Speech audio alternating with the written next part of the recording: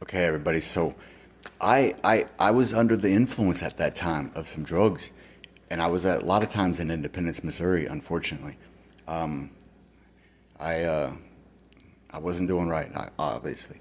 But anyways, um, a couple of days later, I ended up calling the police again at my mother's house, and a sergeant had came, and an officer had came, a crisis van shuttle thing had came, and they took me back to that comprehensive mental health crisis center later, a 24-hour center.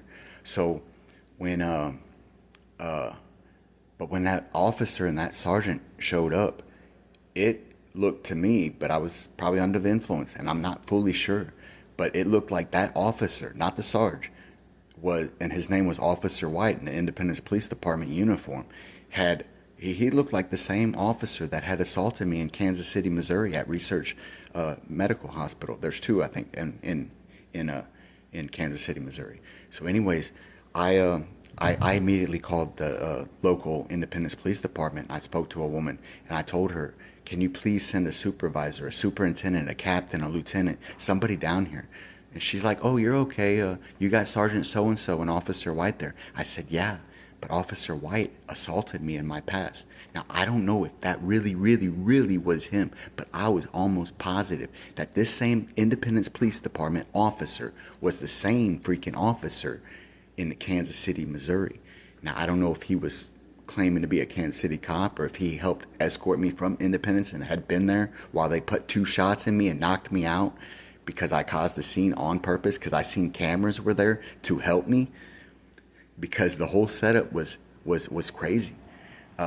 So, anyways, the Officer White was a few feet away from me with the sergeant beside him. My mother was out there on the front porch, and those crisis people was there.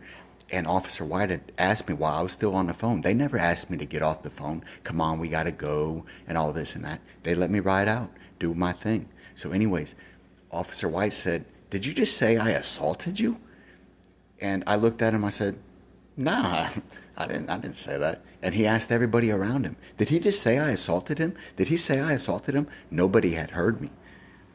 So, anyways, I had to get off the phone with them, and I went in this crisis shuttle and went to the 24-hour crisis center and everything.